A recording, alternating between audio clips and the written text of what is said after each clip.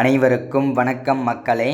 இந்த ஒரு வீடியோவில் நம்ம பார்க்க போகிறது என்னென்னா, எல்லாரும் ஃபோட்டோவிலே தம்ப்நெயிலே பார்த்துருப்பீங்க. ஆமாங்க, இந்த சத்துணவுத்துறை வேலைவாய்ப்புக்காக 2025 நோட்டிஃபிகேஷன் அஃபிஷியலாக ரிலீஸ் பண்ணியிருந்தாங்க. நேற்றுக்கு நம்ம ஒரு வீடியோ போட்டிருந்தோம், யாரெல்லாம் எலிஜிபிலிட்டி அப்ளை பண்ணுறது. அந்த அப்ளிகேஷன் ஃபார்ம் வந்து 3 விதமான போஸ்டிங்க்கு கொடுத்துருக்குறாங்க. ஸோ அது வந்து பார்த்திங்கன்னா சம்பள விவரங்கள்லாம் எப்படி இருக்கும், எந்த ஏஜ்லேருந்து எந்த ஏஜ் வரைக்கும் அப்ளை பண்ணலாம். ஸோ இது எல்லா தகவலுமே நேற்றுக்கு ஒரு வீடியோவில் நம்ம வந்து சொல்லிகிட்டு இருந்தோம். அந்த வீடியோவோட தொடர்ச்சியாக நீங்கள் வந்து பார்த்துருங்க. இந்த வீடியோ இது தான், ஓகேங்களா? ஸோ அந்த வீடியோ பார்த்துட்டு இந்த வீடியோ பாருங்கள். அந்த 3 விதமான அப்ளிகேஷன் ஃபார்ம் என்னென்னு தெளிவாக சொல்லிடுறேன். சத்துணவு அமைப்பாளர், சமையலர், சமையல் உதவியாளர், இந்த 3 விதமான போஸ்டிங்க்கு தான் வந்து அப்ளிகேஷன் ஃபார்ம் வந்து கொடுத்துருக்குறாங்க. ஸோ அப்ளை பண்ணுறதுக்கு, சரிங்களா? அதில் வந்து முதல் வேலைவாய்ப்புக்கான அப்ளிகேஷன் ஃபார்ம் தான் இது. ஸோ 3 விதமான அப்ளிகேஷன் ஃபார்முமே இதில் சேமாக தான் இருக்கும், ஓகேங்களா? இங்கே வந்து தலைப்பு இருக்கு இல்லையா, முதன்மை அங்கன்வாடி பணியாளருக்கான விண்ணப்ப படிவம் அப்படின்னு இருக்கு இல்லையா, அதில் வந்து 2வது ஃபார்ம் எப்படி இருக்கும் அப்படின்னா, குறு அங்கன்வாடி பணிக்கான விண்ணப்ப படிவம் அப்படின்னு இருக்கும். அடுத்தது 3வது அப்ளிகேஷன் வந்து அங்கன்வாடி உதவியாளர், ஓகேங்களா? ஸோ அதுதான், இந்த தலைப்பு மட்டும்தான் மாறும். மீதி எல்லாமே மனுதாரர் பெயர், அதே மாதிரி ஃபோட்டோ, இதில் இருக்கிற பாக்ஸ் எல்லாமே சேம் தான், ஓகேங்களா?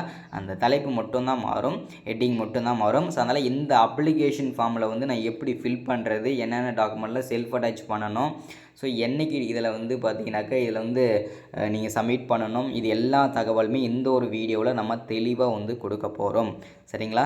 ஸோ இதுக்கு முன்னாடி இந்த வீடியோ, அதாவது இந்த சத்துணவுத்துறை வேலைக்கு வந்து யாரெல்லாம் அப்ளை பண்ணலாம், எப்படி அப்ளை பண்ணுறது, ஸோ நான் எலிஜிபிலிட்டி இல்லையே எப்படி தெரிஞ்சுக்கிறதுன்னு பார்த்தீங்கன்னாக்கா இதுக்கு முன்னாடி வீடியோ போட்டிருக்கேன். அதை பார்த்துட்டு இந்த வீடியோ பாருங்கள், தெளிவாக சொல்கிறேன், ஓகேங்களா? ஓகே, இப்போது அதுக்கு முன்னாடி நமது கவர்மெண்ட் ஜாப் டெய்லி அப்டேட் சேனலுக்கு இப்போ தான் நீங்கள் ஃபர்ஸ்ட் டைமாக முதல் முறையாக நம்ம சேனலை பார்க்குறீங்க, நம்ம வீடியோவை பார்க்குறீங்கன்னா மறக்காமல் சப்ஸ்கிரைப் பண்ணிவிட்டு பக்கத்தில் இருக்க பெல் பட்டனை கிளிக் பண்ணி ஆளுன்ற ஆப்ஷனில் போட்டு வச்சுக்கோங்க. அப்போ தான் நம்ம போடக்கூடிய அரசு துறையிலேருந்து வரக்கூடிய எல்லா விதமான ஜாப்ஸாக இருக்கட்டும், அப்டேட்ஸாக இருக்கட்டும், நோட்டிஃபிகேஷனாக இருக்கட்டும், எதுவாக இருந்தாலும் சரி, நீங்கள் உடனுக்குடனே நமது சேனலை துல்லியமாக ஈஸியாக தெரிஞ்சுக்க முடியும். அது மட்டும் இல்லாமல் உங்களுடைய ஃப்ரெண்ட்ஸ், ரிலேட்டிவ்ஸ், கான்டாக்டில் இருக்கிறவங்க எல்லாருக்குமே ஷேர் பண்ணுங்கள். முக்கியமாக இந்த சத்துணவு அங்கன்வாடி வேலைவாய்ப்புக்கு யாரெல்லாம் வெயிட் பண்ணிகிட்ருக்காங்களோ அவங்க எல்லாருக்குமே ஷேர் பண்ணுங்கள். முக்கியமாக லேடிஸ்க்கு வந்து இந்த வேலைவாய்ப்பு வந்து ரொம்ப கம்ஃபர்டபுளாக இருக்கும். ஸோ அதனால் யாரெல்லாம் உங்களுக்கு தெரிஞ்ச அம்மா, தங்கச்சி இந்த மாதிரி இருக்கவங்களுக்கு ஷேர் பண்ணிங்கன்னா ரொம்ப பயனுள்ளதாக இருக்கும். அவங்களுமே இந்த வேலைக்கு அப்ளை பண்ணுறதுக்கு ஈஸியாகவே இருக்கும், ஓகேங்களா?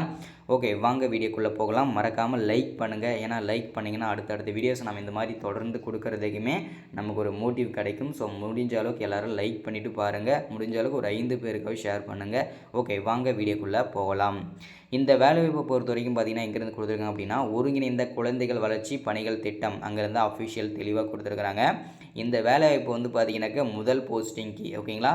இது வந்து முதன்மை அங்கன்வாடி பணியாளருக்கான விண்ணப்ப படிவம், 2வது வந்து குறு அங்கன்வாடி பணியாளருக்கான விண்ணப்ப படிவம், கடைசியாக வந்து பார்த்திங்கனாக்கா அங்கன்வாடி உதவியாளருக்கான விண்ணப்ப படிவம். இந்த 3 விதமான அப்ளிகேஷன் ஃபார்ம்லேயும் தலைப்பு மட்டும்தான் மாறும், மீதி எல்லாமே சேம் தான். அதனால் இந்த ஒரு அப்ளிகேஷனை வச்சு நான் எப்படி ஃபில் பண்ணுறது அப்படின்னு சொல்லிடுறேன். ஸோ மீதி 3க்குமே நீங்கள் இதை பார்த்தே அப்படியே ஃபில் பண்ணிக்கலாம், ஓகேங்களா? ஸோ யாருக்கெல்லாம் வந்து பார்த்திங்கன்னா பிடிஎஃப் வேணுமோ, இந்த அப்ளிகேஷன் பிடிஎஃப் வேணுமோ, கடைசியில் ஏதாவது ஒரு டைமில் என்னோடய வாட்ஸ்அப் நம்பர் சொல்லுவேன். ஸோ அந்த டைமில் வந்து பார்த்திங்கன்னா கண்டிப்பாக நீங்கள் நோட் பண்ணிக்கோங்க. ஸோ அப்போ வந்து நீங்கள் வந்து பிடிஎஃப் வந்து வாங்கிக்கலாம், ஓகேங்களா? ஓகே, ஃபஸ்ட்டு வந்து மாவட்டம் அப்படின்னு இருக்கா, அந்த மாவட்டம் அப்படின்ற இடத்துல மேலே உங்களுடைய மாவட்டம் என்ன மாவட்டமோ அதை கரெக்டாக ஃபில் பண்ணிடுங்க. திட்டம்ன்ற இடத்துல குழந்தைகள் வளர்ச்சி திட்டம், ஓகேங்களா? ஸோ இதை வந்து நீங்கள் மென்ஷன் பண்ண வேண்டிய அவசியமே கிடையாது. மேலே வந்து உங்களுடைய மாவட்டம் மட்டும் போடுங்க, போதும், ஓகேங்களா? ஸோ அடுத்தது உங்களுடைய இந்த இடத்துல வந்து பார்த்தீங்கன்னா உங்களுடைய பாஸ்போர்ட் சைஸ் ஃபோட்டோ, ஓகேங்களா? உங்களுடைய பாஸ்போர்ட் சைஸ் ஃபோட்டோ ஒட்டிடுங்க. ஒட்டி அந்த ஃபோட்டோ மேலே சிக்னேச்சர் கையெழுத்து போட்டுருங்க, ஓகேங்களா? ஃபஸ்ட்டு பாக்ஸில் வந்து பார்த்தீங்கன்னாக்கா உங்களுடைய பேர், ஓகேங்களா?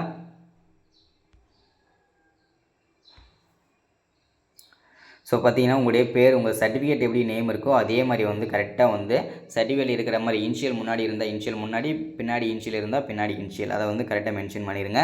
அடுத்தது 2வது பாக்ஸில் வந்து தகப்பனார் பெயர் அப்படின்னா கணவர் பெயர், ஓகேங்களா? கரெக்டாக மென்ஷன் பண்ணுங்கள், அது ரொம்ப முக்கியம். அடுத்ததாக வந்து மனுதாரர் இருப்பிட முகவரி, சரிங்களா? உங்களுடைய நிரந்தரமான இப்போ கரண்டில் இருக்கிற அட்ரஸ் வந்து நிரந்தரமான அட்ரஸ் எதுவோ அதை கரெக்டாக மென்ஷன் பண்ணிடுங்க. ஸோ அட்ரஸ் எப்படி இருக்கணும் அப்படின்னா நம்பர் ஓகேங்களா. ஃபஸ்ட்டு நம்பர் 9 அப்படி தான் ஃபஸ்ட்டு நம்பர் இருக்கணும். அதுக்கப்புறம் பார்த்தீங்கன்னாக்கா என்ன ஸ்ட்ரீட்டு, என்ன ஸ்ட்ரீட்டு, என்ன ஊர், என்ன போஸ்ட்டு, என்ன தாலுக்கா, என்ன மாவட்டம், பின் நம்பரு, இது எல்லாம் கரெக்டாக இருக்கணும். ஓகேங்களா. அப்போ அட்ரஸ்ன்றது இப்படி தான் இருக்கணும். அடுத்தது உங்களுடைய மாநகராட்சி என்ன, 4வது பாக்ஸில் வந்து உங்களுடைய மாநகராட்சி என்னன்னு எழுதணும். நகராட்சி என்ன அப்படின்னு சொல்லிட்டு எழுதணும். உங்களுடைய பேராட்சி மண்டலம் என்னன்னு எழுதணும். கோட்டம் அதை எழுதணும். வார்டு நம்பர் என்ன அப்படின்னு சொல்லிட்டு அதையும் எழுதணும். வட்டாரம் அதையும் மென்ஷன் பண்ணணும். ஊராட்சி எண் அதையுமே நீங்கள் மென்ஷன் பண்ணணும். ஓகேங்களா. 4வது பாக்ஸில். அடுத்தது தெரியலனா கேட்டு தெரிஞ்சுக்கிட்டு எழுதுங்க. ஓகேங்களா. அடுத்தது 5வது பாக்ஸில் மீண்டும் மாநகராட்சி எழுதுங்க, நகராட்சி எழுதுங்க, பேரூராட்சி எழுதுங்க. அடுத்தது உங்களுடைய வட்டாரம், ஊராட்சியின் பேர், இது எல்லாமே மென்ஷன் பண்ணுங்கள் 5வது பாக்ஸில். அடுத்தது 6வதுல வந்து அங்கன்வாடி பணியாளர் நியமனம் கோரும் மையத்தின் எண் மற்றும் பெயர் விலாசம், அதாவது நீங்கள் எந்த சத்துணவு அங்கன்வாடி மையத்துக்கு அப்ளை பண்ண போகிறீங்களோ அதோட பெயர் மற்றும் விலாசம், அதோட பெயர் என்ன அப்படின்றத கரெக்டாக மென்ஷன் பண்ணுங்கள். அடுத்தது தற்போதைய கல்வி தகுதி, தற்போது வரைக்கும் நீங்கள் என்ன படிச்சிருக்கீங்களோ அதை கரெக்டாக இங்கே மென்ஷன் பண்ணலாம். ஓகேங்களா. அடுத்தது கல்வி தகுதி எஸ்எல்சி, அதாவது நீங்கள் 10வது படிச்சிருந்தீங்கன்னா அதுக்கான சர்டிஃபிகேட்டுமே நீங்கள் மென்ஷன் பண்ணுங்கள். அதோட சர்டிஃபிகேட் நம்பருமே இங்கே மென்ஷன் பண்ணிடுங்க. சரிங்களா. ஸோ அடுத்ததாக வந்து பார்த்திங்கன்னா 9வது பாக்ஸில், சரிங்களா, உங்களுடைய வருமான சான்றிதழ் இருக்கு இல்லையா, அந்த சர்டிஃபிகேட் வந்து பார்த்தீங்கன்னாக்கா, ஒரு நிமிஷம். ஓகே, இங்கே வந்து பார்த்தீங்கன்னா பிறந்த தேதி மற்றும் பூர்த்தி 5 வயது, அவங்களுக்கு பர்த் சர்டிஃபிகேட் இருந்துச்சுன்னா அந்த பர்த் சர்டிஃபிகேட் வந்து கண்டிப்பாக இதில் வந்து பார்த்தீங்கன்னாக்கா மென்ஷன் பண்ணணும். அதோட சர்டிஃபிகேட் நம்பருமே இங்கே மென்ஷன் பண்ணிக்க. அடுத்தது 10வது வந்து பார்த்தீங்கன்னாக்கா உங்களுடைய வருமான சான்றிதழ் இருந்ததுன்னா அதோட சர்டிஃபிகேட் நம்பரும் இங்கே மென்ஷன் பண்ணுங்கள். அதோட செல்ஃப் அட்டாச்மெண்ட்டும் பண்ணணும். ஓகேங்களா.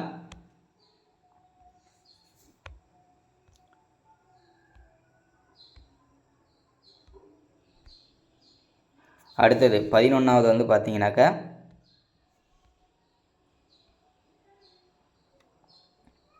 உங்களுடைய நிரந்தரமான அட்ரஸ் வந்து பார்த்தீங்கன்னாக்கா இருப்பிடச் சான்றிதழ் கண்டிப்பாக வைக்கணும் இதில். அடுத்தது உங்களுடைய ஓட்டர் ஐடி, குடும்ப அட்டை நகல், அதனுடைய வாரிசு சீட்டு, ஓகேங்களா, வாரிசு சர்டிஃபிகேட் இருந்ததுன்னா கண்டிப்பாக அதை நீங்கள் மென்ஷன் பண்ணலாம். அது வந்து பார்த்தீங்கன்னா வரி ரசீது, அதாவது பார்த்தீங்கன்னா வீட்டு வரி கட்டுவீங்க இல்லையா, ஸோ அதோட வரி ரசீது இருந்ததுன்னா அது, அப்படி இல்லைனா ஆதார் அட்டை நகல், ஓகேங்களா, அதை கரெக்டாக மென்ஷன் பண்ணுங்கள். இதெல்லாம் செல்ஃப் அட்டாச்மெண்ட், ஓகேங்களா, ஜெராக்ஸு. அடுத்தது நீங்கள் வந்து எந்த இடத்துல இருக்கீங்களோ அந்த இடத்துலேருந்து உங்களுடைய நீங்கள் எந்த இடத்துல இருக்கீங்களோ அங்கேருந்து உங்கள் சத்துணவு மையம், நீங்கள் எந்த சத்துணவு அங்கன்வாடி மையத்துக்கு அப்ளை பண்ண போகிறீங்களோ அதுக்கும் எவ்வளோ டிஸ்டன்ஸ் இருக்கோ அதை கரெக்டாக மென்ஷன் பண்ணுங்கள். ஸோ அதே மாதிரி பிற கல்வி ஏதாவது படிச்சிருந்தீங்கனாலுமே அதை நீங்கள் மென்ஷன் பண்ணிக்கலாம். அடுத்து திருமண நிலை கேட்டிருக்காங்க. திருமணம் ஆனவரா, ஆகாதவரா, விதவையா, ஆதரவற்ற விதவையா, கணவரால் கைவிடப்பட்டவரான்னு சொல்லிட்டு அதையுமே கரெக்டாக வந்து மென்ஷன் பண்ணுங்கள். ஓகேங்களா. ஸோ அடுத்ததாக இதர தகுதியில் எக்ஸ்ட்ரா கரிக்குலர் ஆக்டிவிட்டி எதாவது இருந்ததுனாலுமே கரெக்டாக நீங்கள் அதையுமே மென்ஷன் பண்ணிக்கலாம். ஓகேங்களா. ஸோ அடுத்தது நீங்கள் ஒரு ஹேண்டிகேப்ஸாக இருக்கீங்கன்னா ஆம்னா ஆமன் கொடுங்க, இல்லைன்னா இல்லைன்னு கொடுத்துருங்க. சரிங்களா. ஸோ உங்களுடைய ஆண்டு வருமானம் வந்து பார்த்தீங்கன்னாக்கா என்னென்னு கேட்டிருக்காங்க, கரெக்டாக மென்ஷன் பண்ணிங்க. பிற குறிப்புகள் எதாவது இருந்துச்சுனாலும் அதையும் மென்ஷன் பண்ணிக்கலாம். ஸோ நிபந்தனைகள், அதாவது என்னென்ன இருக்கணும், என்ன படிச்சிருக்கணும், என்ன ஏதுன்றது எல்லாமே தெளிவாக இங்கே கொடுத்துருப்பாங்க. ஸோ அடுத்ததாக வந்து பார்த்தீங்கன்னாக்கா இதில் வந்து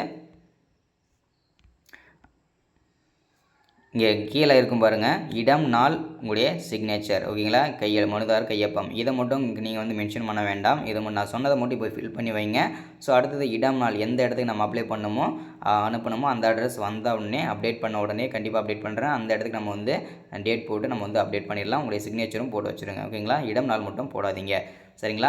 ஸோ இதுதான் அப்டேட்டு. இந்த அப்ளிகேஷன் ஃபார்ம் யாருக்கெல்லாம் வேணுமோ என்னோடய வாட்ஸ்அப் நம்பர் நோட் பண்ணிக்கோங்க. 93 44 77 38 60 இந்த நம்பருக்கு எல்லோரும் வாட்ஸ்அப் பண்ணி எல்லாருமே பிடிஎஃப் வாங்கிக்கோங்க. அதே மாதிரி யாரும் தயவு செஞ்சு யாருமே கால் பண்ணாதீங்க. பிடிஎஃப் நான் ஒவ்வொருத்தருக்காக ஷேர் பண்ணுவேன். ஸோ யாருமே தயவு செஞ்சு கால் பண்ண வேண்டாம். Thank you, welcome. அடுத்து ஒரு முக்கியமான அரசு விளையாட சந்திக்கிறேன். தேங்க்யூ.